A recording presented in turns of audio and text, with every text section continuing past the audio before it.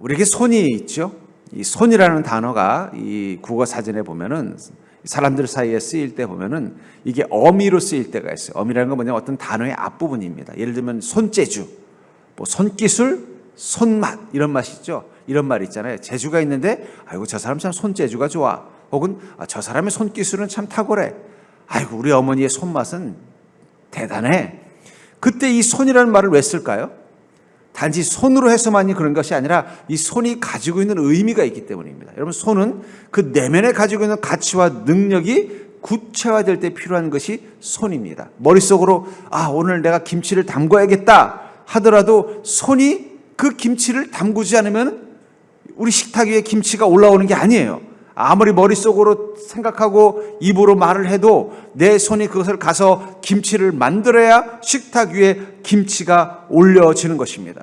그리고 그 손으로 만들어진 것들은 그 사람이 가지고 있는 능력만큼이에요. 그렇죠? 같은 김치를 담그더라도 제가 담그면 그게 제대로 된 김치가 되겠습니까? 요리를 잘하시는 우리 권사님들이 그 손을 가지고 그 투박한 손으로 담그셔도 그게 더 맛이 나는 것은 그 손이 아니라 그 손의 근원 속에 무엇이 있는 거예요? 그분의 능력이 있기 때문에 그런 것입니다. 그런 의미에서 이 손이라는 것은 참 독특한 거예요. 구체화하고 현실이 되고 사실이 되게 만들어지는 데 필요한 것이 이 손이라면 그 손은 그 손을 가진 자의 능력과 의도를 반영하는 도구라는 것입니다. 그래서 하나님께서 우리 땅 가운데 은혜를 베푸실 때 성경은 많은 부분 하나님의 손이 임하셨다라고 말해요. 결국 하나님의 손으로 표현한 이유는 무엇일까요? 하나님의 마음에 두신 것을 이 땅 가운데 구체적으로 표현해 주셨다는 거예요.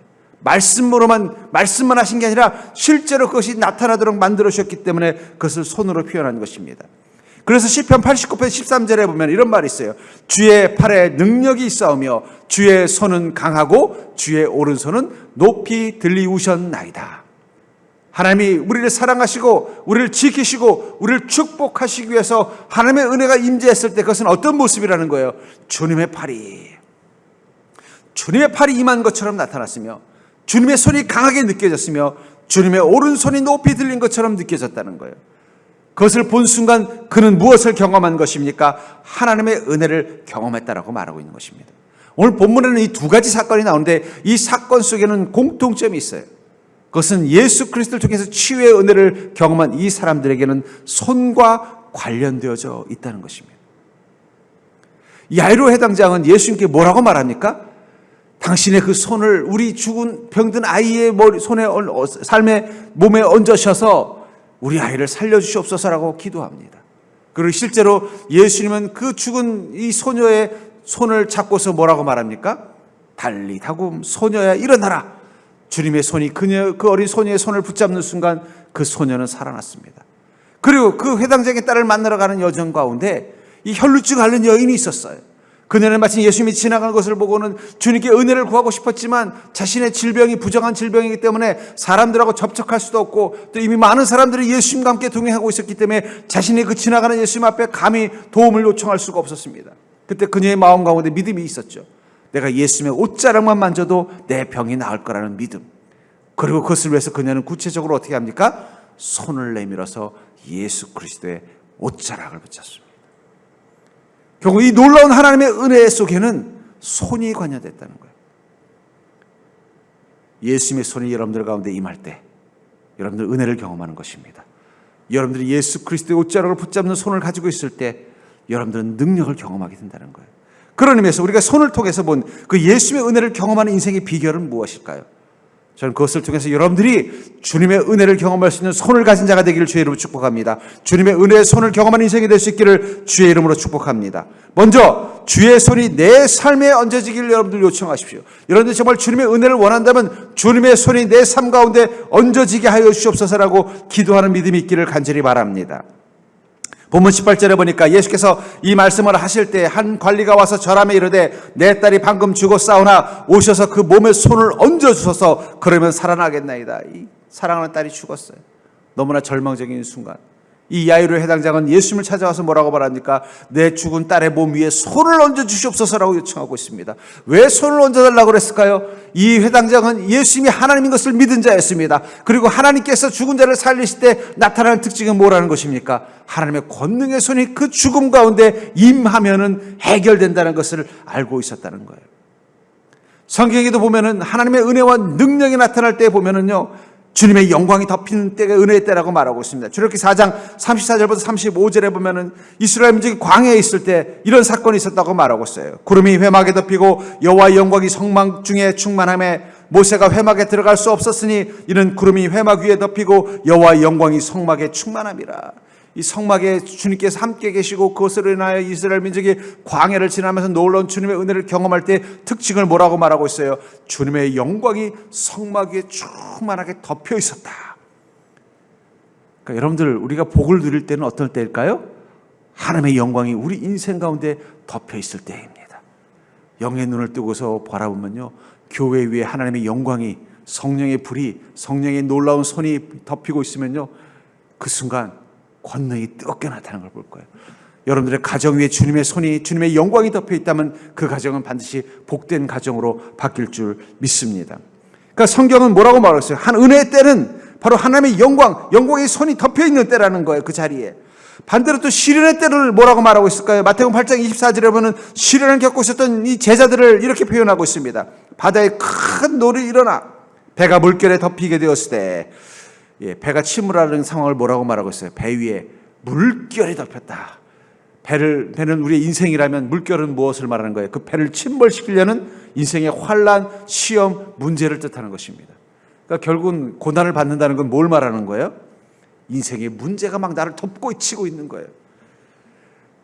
그러니까 하나님의 영광이 임하면 그 속에서는 은혜를 경험하고 평화를 경험하고 축복을 경험한다면, 인생의 문제라는 물결이 나를 덮고 있으면요, 그때는 환난과 시험을 겪는 것입니다. 그렇기 때문에 여러분들의 인생을 크게 보려면요, 눈앞을 보면 안 돼요. 저 눈을 들어서 이 근원되는 하늘을 봐야 돼요. 지금 아침에 일기예보 들어보니까 오늘 저녁부터 태풍에 가까운 비바람이 친다 그러더라고요. 여러분들, 하늘을 봐서 먹구름이 보이면 큰 비가 오는 것을 알 수 있는 거예요. 근데 그냥 눈 앞만 보면서 뭐 아무렇지도 않은데 그러면요, 하늘에 먹구름이 끼는 걸 안 보면은요, 가다가 쏘나기 맞는 거예요. 천둥벼락을 경험하는 거예요. 뭘 봐야 돼요? 하늘을 보고 가야죠. 하늘을 보고 가야지. 인생도 그렇다는 거예요. 내가 살고 있는 이 신생, 이 시간에 지금 무엇이 이 시대를 덮고 있는 걸 봐야 돼요. 하나님의 은혜가 덮고 있으면 그때는 부흥의 때예요. 여러분, 부흥의 때는요, 뭘 해도 부흥하게 돼 있습니다. 풍년과 흉년의 차이가 뭘까요? 흉년의 때는요, 뭘 심어도 잘 돼요.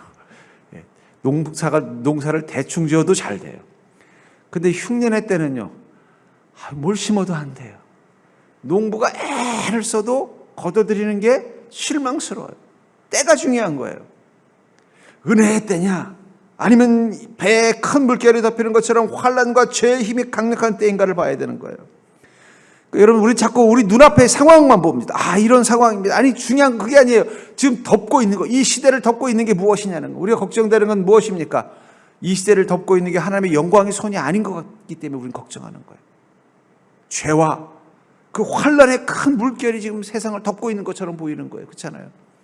왜 갑자기 뜬금없이 그냥 러시아가 사실 우크라이나랑 러시아는 되게 친한 형제에 가까운 나라였어요. 이웃이었어요. 그래서 실제로 러시아 사람들 보면요, 아버지는 러시아 사람, 어머니는 우크라이나 사람인 경우가 많아요. 근데 어쩌다가 이렇게 됐고, 또 그걸로 끝난 게 아니라 분위기가 유럽 전체와 싸우게 되는, 무슨 핵무기까지 나올 정도로 심각해지고 있잖아요. 때가 지금 악한 때라는 거예요. 여러분, 우리 광야를 지나가도요, 복이 될 때가 있습니다. 출애굽기 16장 13절부터 14절에 보면은, 저녁에는 메추라기가 와서 진에 덮이고 아침에는 이슬이 진 주위에 있더니 그 이슬이 마른 후에 광야 지면에 작고 둥글며 서리 같은 것이 있는지라. 이 광야는 먹을 것이 없는 척박한 곳입니다. 근데 그곳에서도 하나님의 은혜가 덮이니까 어떻게 된다고 말하고 있어요? 잘 날아가던 메추라기 떼들이, 그것도 왜 메추라기들이 어디 강가도 아니고 이 광야 한가운데를 왜 지나가는지 모르겠어요. 하나님께서 바람을 불어서 메추라기가 저 나일강으로 가야 되는데 이 시내 광야로 흘러오게 한 것 같습니다. 그리고 이스라엘 민족이 하필이면 그 많은 곳 중에서 이스라엘 민족이 머물고 있는 그 진 가운데 떨어지게 만들어서 이스라엘 민족이 배불리 이 광야에서 고기를 먹게 만들어 주시고, 또 한 번도 경험해보지 못한 만나를 하나님께서 그들이 머물고 있는 그 장막 주변에 내리게 덮이게 해주시더라는 거예요. 광야냐가 중요한 게 아니라 주님의 은혜가 덮고 있느냐가 중요한 거예요. 저는 그런 의미에서 이 광야의 40년, 이스라엘 민족이 왜 40년간 광야길을 걸을 수밖에 없었을까? 고생하는 시간, 힘든 시간, 인내의 시간이 아니에요. 가나안이 어떤 곳인지를 알게 하는 시간이에요. 가나안은 땅이 아니라 주님의 은혜가 덮인 곳이라는 걸 깨달은 것입니다. 아무리 애국같이 늘 사철 나일강물이 흐르고 기후가 좋은 곳이라도 주님의 은혜가 없으면 거기는 황충이 들끓고 메뚜기가 들끓고 조미 들끓고 이가 들끓고 개구리가 들끓고 강물이 피로 바뀌는 거예요. 그래 아무것도 없는 척박한, 사람이 살 수 없을 것처럼 척박한 그 광야라도 하나님의 영광이 덮이면요, 거기는 40년을 살아도 아무 문제가 없는 곳으로 바뀌더라는 거예요. 그러니까 여러분들 세상 바라보지 마시고 믿음의 눈을 들어 하늘을 보는 자 되기를 주의 이름으로 축복합니다. 그럼 어떻게 하면 되겠어요? 어디 주님의 영광의 구름이 있는지 찾아서 그걸로 가면 되잖아요. 예. 그러니까 이 지혜로운 게 필요한 겁니다, 여러분들. 주님의 영광이 어디 머무는가 보고 그거 찾아가야 돼요. 그 아래에 있는 게 필요하다는 것입니다. 예. 저는 여러분들이 이 서정교회를 통해서 주님의 영광이 임하는 장소를 찾는 믿음이 있기를 주의 이름으로 축복합니다.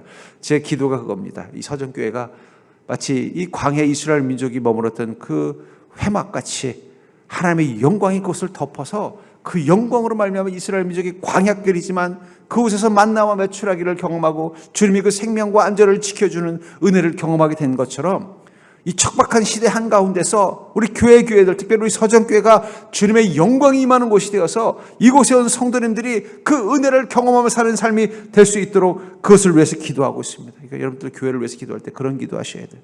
주님, 우리 교회가 하나님의 영광이 날마다 머무는 곳이 될 수 있도록 축복하여 주시옵소서. 여러분들도 그런 교회가 되도록 만들어 주셔야 돼요. 하나님의 영광이 떠나지 않는 교회가 될 수 있도록 만들어야 돼요. 하나님 어느 곳에 머무셔요? 거룩한 자들이 모인 곳에, 순전한 믿음을 가진 자들이 모이는 곳에 머무십니다. 아무리 처음에는 하나님의 영광이 임해도 그곳에 거룩이 사라지면 하나님은 떠나버리시는 거예요. 예루살렘 성처럼. 전 그러면서 여러분들의 인생 자꾸 상황을 바꿔달라고 말씀하지 마시고, 주님, 내 인생 가운데 주님의 은혜의 손이 덮이는 삶이 될 수 있도록 내 믿음을 바꿔달라고 기도하는 자가 되기를 주의 이름으로 축복합니다. 아이고, 우리 가정이 이게 뭡니까?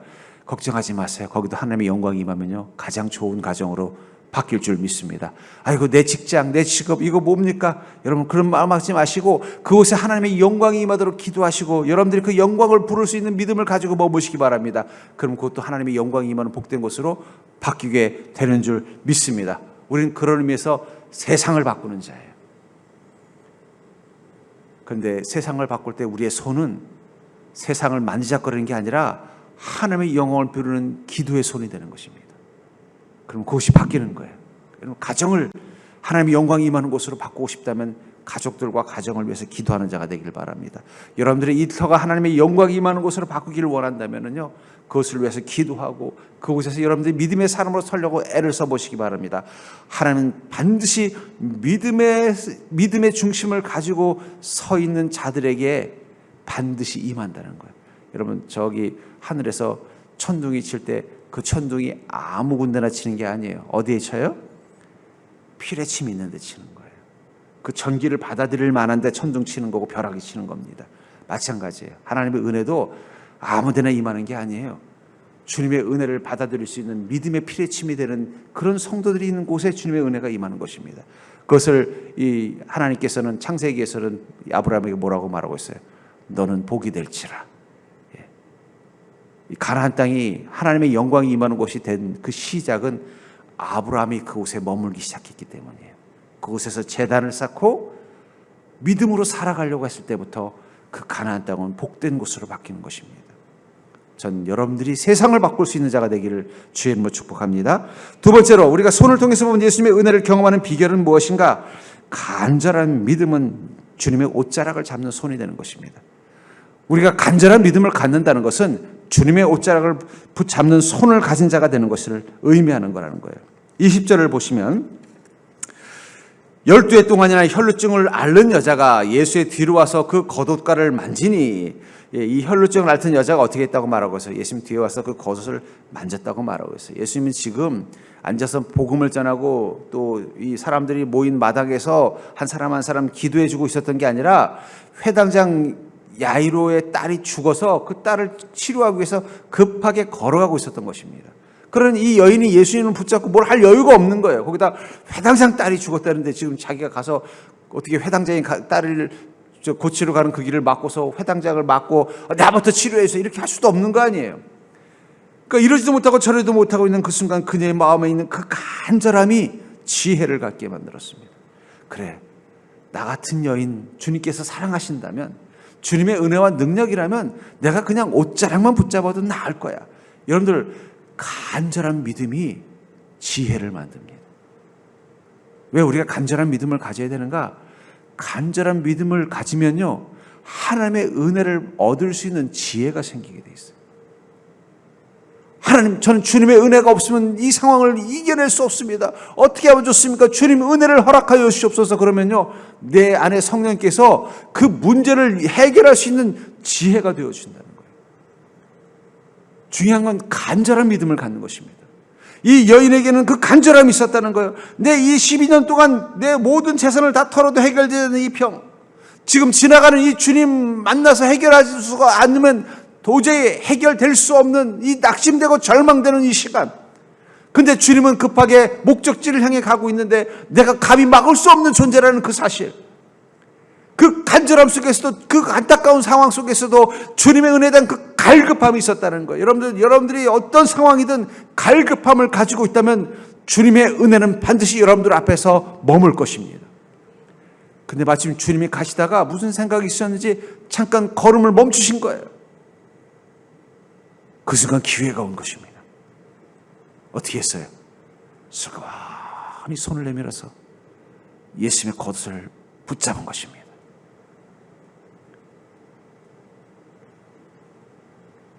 어쩌면 그녀의 그 간절함, 주님은 알고 계셨는지도 몰라요. 아니, 알고 계셨을 것입니다. 그리고 일부러 그녀 앞에서 가던 걸음의 속도를 늦추신 것인지도 몰라요.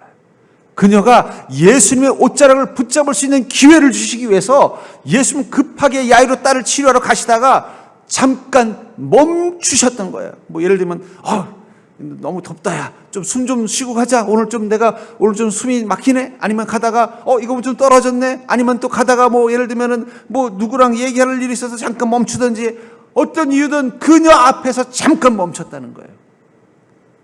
그 순간 그녀의 마음 가운데 있던 이 간절함이 지혜를 줬습니다. 예수님을 붙잡고 나를 치료해달라고 할 시간은 없지만 그래도 내가 주님의 옷자락은 붙잡을 수 있잖아. 그리고 그 간절함이 주님의 옷자락을 붙잡게 한 것입니다. 이것을 마가복음 5장 30절은 이렇게 말합니다. 예수께서 그 능력이 자기에게서 나간 줄 아시고 곧 스스로 아시고 무리 가운데 돌이켜 말씀하시되 누가 내 옷에 손을 대었느냐. 예수님 뭐라고 말씀하세요? 내 옷에 손을 댄 자가 있다. 이 손을 또 이야기하고 있어요. 주님이 말한 그 내 옷에 손을 댄 그 손은 바로 혈루증 앓는 여인의 손이며 그것은 그녀의 간절한 믿음을 상징하는 것입니다. 그런데 여기 보면 예수님께서 자신의 능력이 나간 줄 아셨다라고 말하고 있습니다. 왜 예수님의 능력이 갑자기 빠져나갔을까요? 예수님 무슨 배터리도 아니고, 아니 예수님의 능력이 그냥 예수님이 원하지 않아도 다 나간다면은 예수님하고 평소에 부딪힌 사람들은 다 치료받았게요. 예수님 주변에 얼마나 많은 사람들이 치료받으려고 예수님 아마 예수님의 옷자락을 이 여인만 만졌겠어요? 얼마나 많은 사람들이 막 붙잡고 매달렸겠습니까? 근데 그들은 예수님의 옷자락을 붙잡은 이유가 뭐예요? 이 옷자락만 잡아도 내 병이 나을 거라는 생각이 아니라 어떻게든 예수님을 멈춰서 나에게 집중하게 해서 내 머리에 손을 얹든 내 아픈 곳에 손을 얹든 나를 위해서 직접 치료할 수 있도록 기회를 달라고 요청해야겠다는 마음으로만 옷자락을 붙잡았지만, 이 여인은요, 그 옷자락만 잡아도 내 병이 나을 거라는 믿음을 가지고 옷자락을 잡은 것입니다. 어쩌면 주님께서 그 능력이 그녀에게 빠져나갔던 것은 어쩔 수 없이 빠져나간 것이 아니라 주님이 허락하신 것일 것입니다.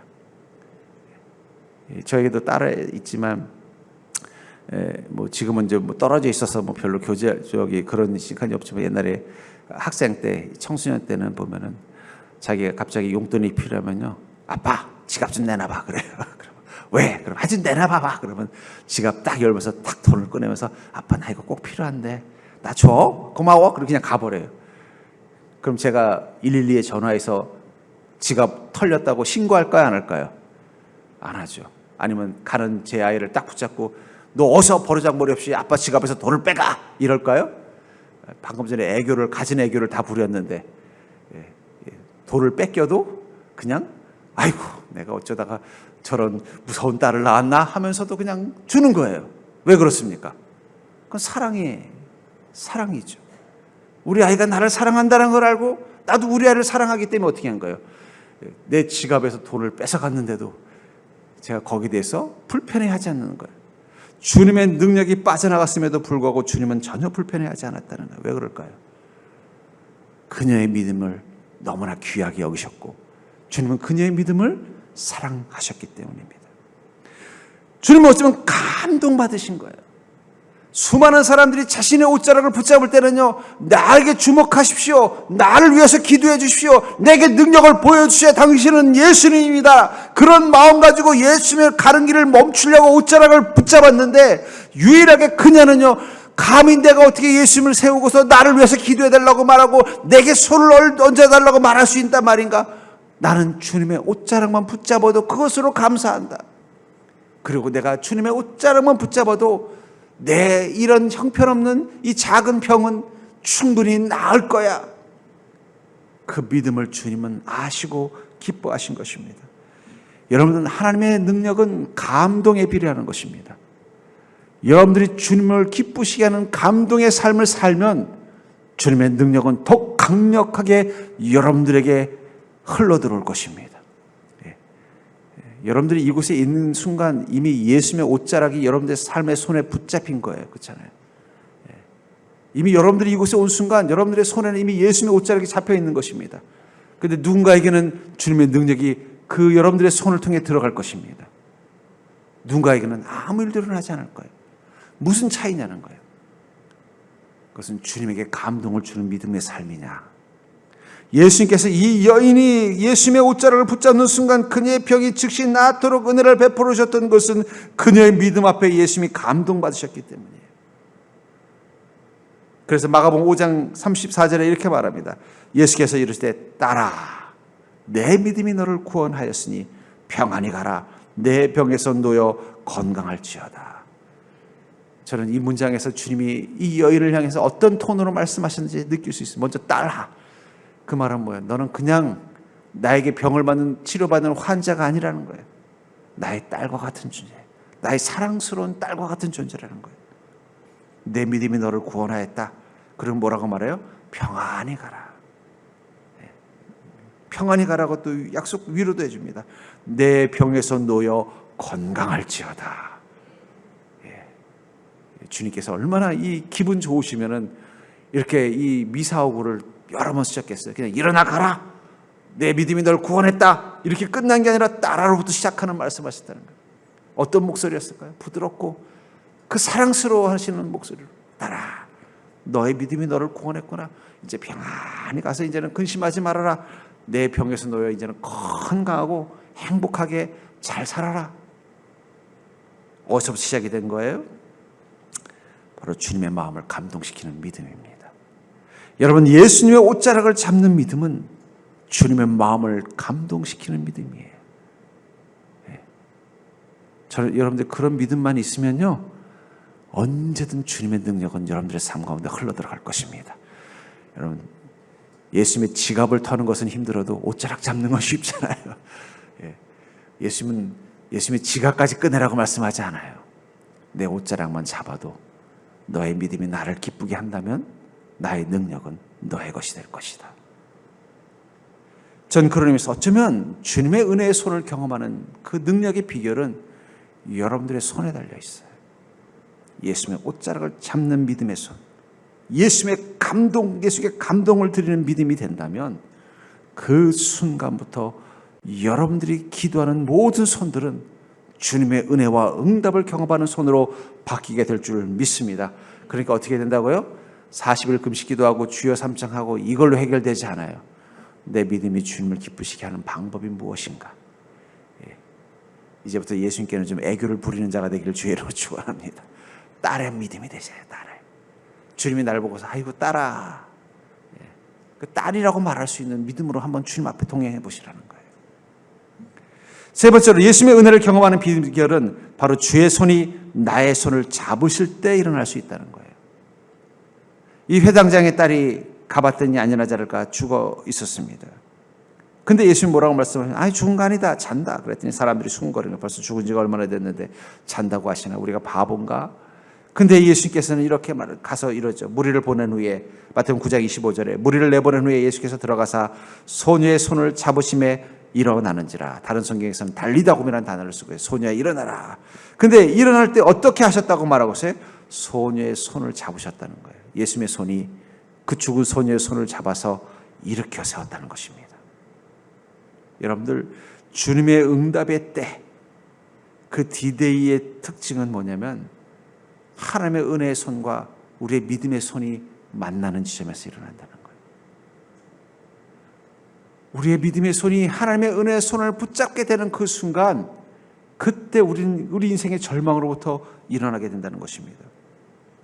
전 그러면서 우리가 주님의 은혜를 경험하는 그 때, 이 때가 정말 중요한 것 같아요. 믿음이 있어도 때가 이르지 않으면 아무 일도 일어나지 않습니다. 그때는 어떤 때요? 바로 하나님의 은혜의 손이 내 믿음의 손을 붙잡아 주시는 그때가 있다는 거예요. 전서 3장 1절부터 2절에 보면 범사의 기한이 있고 천하만사가 다 때가 있나니 날 때가 있고 죽을 때가 있으며 심을 때가 있고 심은 것을 뽑을 때가 있나니. 한 그리스도인이 인생을 돌아보니까 인생은 때가 있다는 거예요. 좋을 때, 나쁠 때, 힘들 때, 범사에 다 때가 있다는 거예요. 그러니까 인생의 모든 상황을 때, 그 타임으로 분석해 볼 때 우리는 어떤 때인가? 그러니까 우리 인생은 그런 상황들이 있다는 거예요. 누가복음 22장 14절은 또 이렇게 말합니다. 때가 이름에 예수께서 사도들과 함께 앉으사, 예수님께서 자기 인생의 때를 구분할 줄 알았다. 구분하셔서 거기에 맞춰서 사셨다는 거예요. 이제 내가 십자가에 달려 올라갈 때가 됐구나. 그 순간 제자들을 부르셔서 어떻게 함께 앉아서 그들과 떡을 나누시면서 그때 이제 제자들을 위로하고 격려하시면서 이 땅의 사역을 마무리하려고 준비하셨다는 거예요. 때를 맞춰서 행하셨다고 말하고 있는 것입니다. 에베소 5장 16절은 또 이렇게 말하죠. 세월을 아끼라, 때가 악하니라. 우리 그리스도인이 인생의 시간을 아껴야 되는 이유를 뭐라고 말해요? 때가 악하면 심판이 곧 올 것이기 때문이라는 거예요. 결국은 이 때라는 게 되게 중요합니다. 마찬가지예요. 응답의 때가 있다는 거예요. 응답의 때. 여러분들, 주시옵소서, 응답해 주시옵소서, 이것도 중요하지만 이 전도서에서 뭐라고 말해요? 때가 있다는 거예요. 하나님의 때. 내가 원하는 때가 아니라 하나님의 때가 있다는 걸 꼭 기억하시기 바랍니다. 이 자연은요, 하나님의 때를 따라서 반응하잖아요. 밖에 보십시오. 아직 나무들이 잎사귀 하나 없어요. 근데 한 일주일 지나 보십시오. 갑자기 꽃이 확 필 겁니다. 기다렸다는 듯이 동시에 확 필 거예요. 왜 그렇습니까? 하나님께서 때가 됐다고 말씀하시니까 나무들도 기다렸다가 시작하면서 딱 하는 거예요. 나무들한테 각자 알아서 피라고 그러면 지 마음대로 필 거예요. 그래서 겨울에도 가끔씩 개나리는 몇 개씩 피잖아요. 근데 대부분의 나무들은 어때요? 하나님이 명령하시는 그 때를 따라서 꽃을 피우고, 때를 따라서 열매를 맺고, 때를 따라서 낙엽을 만드는 거예요. 이 모든 만물은 하나님이 지시하시고 하나님이 계획하신 때에 자기의 삶을 맞출 줄 아는 지혜로운 존재들입니다. 인간만 지 멋대로 해요. 멋대로가 아니라 멋대로 해요. 멋대로. 자기가 원하는 때에 따라서 살려고 그래서, 왜 하나님 나한테 이런 은혜를 안 주세요? 왜 하나님 나에게 열매를 주지 않으세요? 왜 하나님 내게 꽃을 피게 해주지 않으세요? 하나님의 때를 보는 게 지혜입니다. 하나님의 때를 기다리는 게 믿음입니다. 전 그러면서 응답의 때는요, 주님의 손이 내 손을 붙잡아 주시는 그 때에 이루어지는 거예요. 이 회당장의 딸이 죽어 있었을 때 그가 살아나서 있었던 것은 주님의 손이 그녀의 손을 붙잡아 주신 그때에 이루어진 거예요. 그 이전에도 그 이후에도 이루어진 게 아니라 그 순간에 이루어져 있다는 거예요. 그러려면 중요한 게 있죠. 주님의 손을 붙잡을 수 있도록 우리의 손이 열려져 있어야 된다는 거예요. 언제든 주님이 그 손을 내미셨을 때 그 손을 붙잡을 준비가 되어져 있어야만 비로소 그때 우리는 주님께서 나를 이렇게 세우시는 은혜를 경험할 수 있다는 거예요. 저는 그러면서 열려진 손, 우리 지난주에 제가 오른손이 비어있냐라고 물어봤잖아요. 이 왼손도 비어 있어야 돼요. 어떻게 비어 있어요? 언제든 주님의 은혜를 담을 준비가 되어져 있다는 거예요. 제가 어릴 적에, 지금은 안 그런데 어릴 적엔 조금 좀 약간 겁이 좀 많았나 봐요. 어릴 적에 이제 손가락을 좀 다쳤나 봐요. 그랬더니 너무 손이 아프다고 맨날 울어서 겉으로 보기에는 다 낫은 것 같은데 또 막 아프다고 막 제가 그랬나 봐요. 그래서 저희 이모가 꾀를 하나 냈습니다. 진짜 얘가 아파서 저러는지 안 아파서 그러는지 확인해보자. 아주 어릴 때, 전 기억도 안 납니다만 과자를 하나 딱 줬대요. 그랬더니 안 아픈 손으로 그 과자를 잡더라는 거예요. 그 아픈 손을 꼼짝도 안 하고 과자를 하나 더 줬대요. 근데 지금 한쪽 손에 뭐가 있어요? 안 아픈 손엔 과자가 있는데 아픈 손은 비어 있잖아요. 진짜 아프면 그 과자를 잡을까요? 안 잡을까요? 안 잡는데 저는 잡더라는 거예요. 그래서 너 이제 다 나섰구나.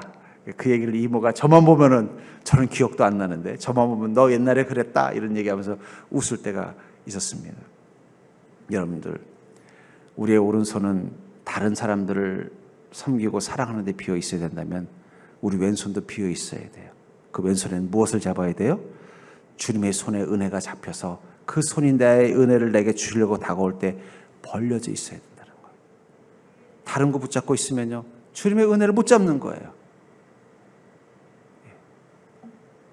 전 그러면서 믿음은요, 우리의 손을 비우는 것입니다. 그 비운다는 건 무엇입니까? 내가 믿음으로 집중하면서 주님의 은혜를 기다리는 것입니다. 간절함을 가지고 주님의 은혜를 기다리는 거예요. 저는 그걸 삼기라 그래요.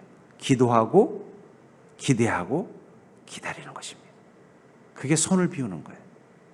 주님께 정말 은혜를 구하는 마음 가지고 기도했다면 그 다음부터는 우리 마음의 기대감을 가지고 주님의 손이, 그 은혜를 들고 계신 주님의 손이 내 눈앞에 올 때까지 내 손을 비우고 기다리고 있어야 된다는 거예요. 저는 왜 이삭이 하나님이 약속한 시간에 비해서 너무 오랫동안 늦게서야 비로소 아브라함에게 주셨을까? 그것은 아브라함이 그 손을 비우지 않았기 때문이에요. 어떻게 했어요? 못 참고 애굽에 갔다가, 애굽에 가서 잘못하면 아내를 잃어버릴 뻔했죠. 또 못 참고 어떻게 해요? 하갈이라는 여인과 결혼을 해서 이스마엘이라는 아이를 낳았잖아요.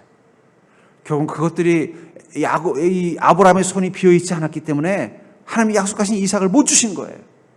만약에 아브라함이 처음부터 나는 하나님께서 가나안으로 가라고 했으면 여기서 굶어 죽더라도 가나안에 머물 거야. 아무리 사라 당신이 뭐 자녀가 없어서 안타까워서 뭐 하갈을 나에게 아내로 준다고 해도 나는 절대 안 할 거야 했다면 이삭은 더 빨리 아브라함의 아들이 됐을 것입니다. 손이 비어 있지 않았기 때문에 늦어진 거예요. 우리도 그렇지 않을까요? 여러분들을 향해서 주님께서는 이미 은혜를 들고 은혜의 손을 가지고 왔더니 주님의 손, 눈에 뭐가 보이는 거예요? 내가 두 손이 다 꽉 쥐어져 있어서 내가 어느 손에 줘야 될지 모르겠다. 네 손이 비면 그때 줄게 하고, 지금도 주님께서 여러분들이 간절히 원하는 그 은혜를 그냥 들고 계신지도 몰라요. 여러분들의 손이 빌기를 기다리는 것입니다. 그러면 사랑하는 성도님들, 여러분들이 지금 이 자리에 있는 그 당신의 손은, 여러분들의 손은 누구를 닮아 있습니까? 이 혈루증 앓는 여인의 손을 닮아 있나요? 아니면 죽은 이 야이로의 딸의 손을 닮아 있나요? 주님의 은혜가 붙잡아줘야만, 주님의 손이 붙잡아줘야만 해결될 수 있다는 그 확실한 믿음을 가지고 주님의 손이 임하기만을 기다리는 그 믿음 가지고 있느냐는 것입니다. 그런 믿음을 가진 자의 손을 주님은 붙잡아 주시는 거예요. 그게 비어있는 손입니다. 어쩌면 우리는 우리 손으로 주님의 은혜가 아니라 다른 것으로 내 인생의 문제를 해결하려고 발버둥 치다 보니까 정작 주님은 그 은혜를 가지고 왔지만 그 은혜를 우리 손에 줄 수 없기 때문에 주님은 기다리고 있는지도 몰라요. 내가 이것도 잡아보고 저것도 잡아보다가 아이고 역시 주님의 은혜가 아니면 안 되겠구나 하고 그 두 손을 비울 때까지, 안 비우고 거기다 주면 어떻게 돼요?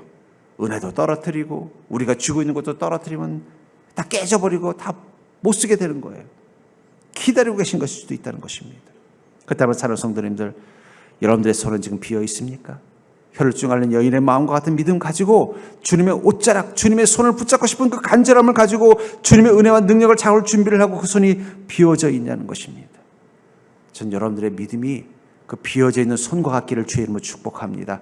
주님의 은혜를 베푸시면 언제든지 붙잡을 준비를 하고 있는 손이 되기를 주의 이름으로 축복합니다. 그런 자만이 주님의 은혜를 잡을 수 있습니다. 여러분들 기도할 때 그 손이, 그 은혜, 주님의 손이 임하는 그때 반드시 그 은혜를 잡을 수 있는 준비가 되어져 있는 손이 될 수 있기를 주의 이름으로 간절히 축원합니다.